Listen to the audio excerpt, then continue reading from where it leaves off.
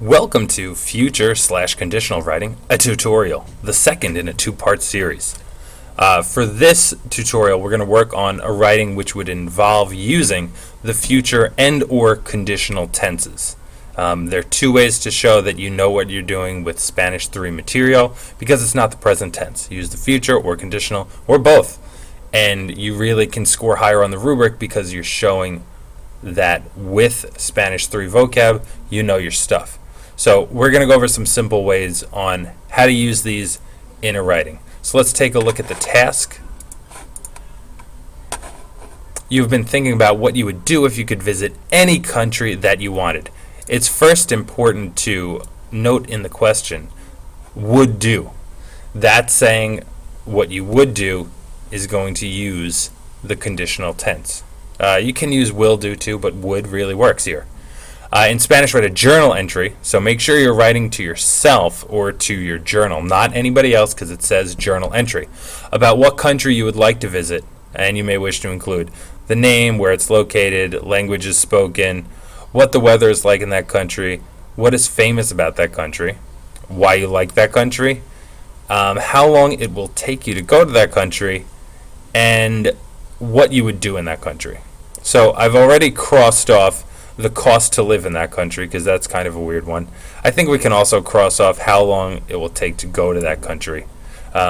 Those seem like they might not fit with everything else and would just kind of slow us up. So let's cross them out.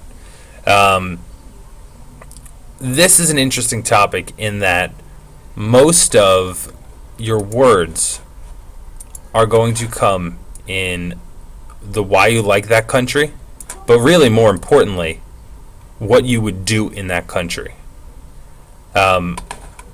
It's interesting because these topics up here, they're all good and you could probably do all of them, but there's not really the chance for as many points. To say the name of the country is Mexico, you can't really stretch that out too far. So let's get started. First and foremost, name of the country. A lot of kids would think that you have to say the name of the country and then add like that I'm visiting is Mexico.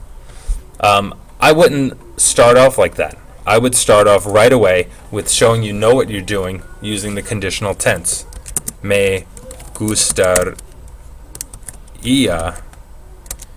ir a México.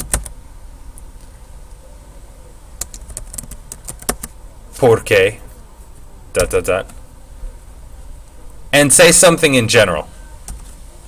Porque, and I'll do my example, me encanta surfear. That'll set me up. And notice I didn't throw surfear in there because it's just a verb that I know. It's what I love to do, and obviously, if I was a student, this would be what I know how to talk about. So make your reason whatever you know how to do. If it's because I love Mexican food and that's what you know how to talk about, do that. If you want to talk about the museums in Mexico and the art of Frida Kahlo and Diego Rivera, then absolutely do that. So make your intro play into your comfort zone. Where it is located, your vocab right now, it might be tough for you to say it's in North America. Actually, that's easy. It's because this is kind of a weird one too.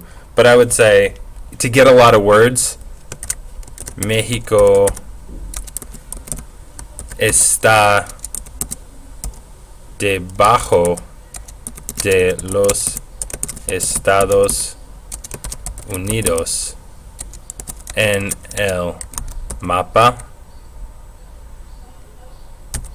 Something like that. It's to the it's underneath the United States. Está, you could also say literally to the south, which would be al sur. But I think most of my students, at least, are more comfortable saying debajo de than al sur. So just be creative with that. That at least gets you 1, 2, 3, 4, 5, 6, 7, 8, 9, 10, 11 words for a cheesy one that's really not that big of a deal. What languages are spoken? I would do something like in Mexico. You should say se habla español, they speak Spanish in general. But you could say, you get around it by saying las personas hablan español.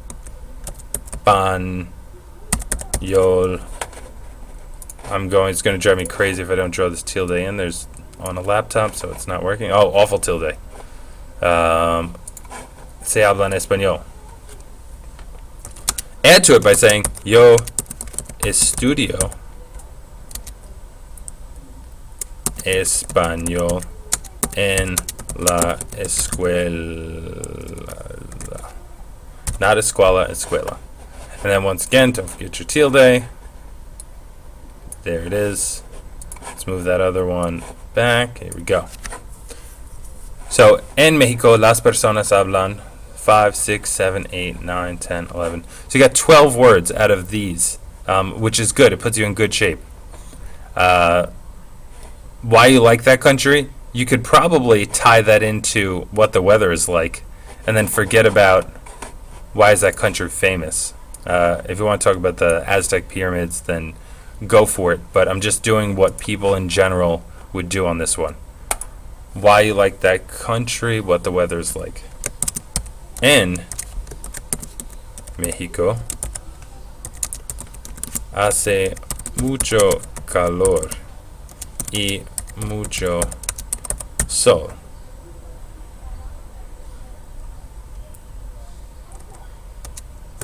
Me encanta el buen tiempo. I love good weather. Porque me gusta ir a la playa. So now you're tying that back into the surfing thing from earlier on, and that's going to lead you to the bottom part, which was what you would do in that country. So the reasons why you like the country and what you would do in that country should go together. I could say I like Mexico because it has, porque tiene playas muy hermosas. It has very beautiful beaches. Y me gusta surfear. So those go together. I could also say, and I would recommend it because it's delicious, talking about Mexican food. Me gusta mucho México, or me encanta México, porque tiene comida muy buena. Me gusta comer, so they have very good food. I like to eat, and then talk about Mexican food. But notice when you're talking about food, don't just say tacos, because that only gets you one word. So, tacos de pollo, quesadillas con bistec, tacos de pescado. Whatever you can say, but add ingredients because that'll spice it up. And make sure you're using Spanish 3 stuff along the way. So that is going to be your tutorial. You break it down by number of words.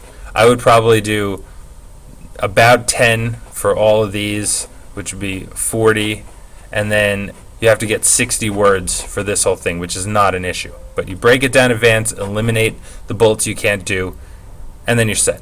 Hope it helps.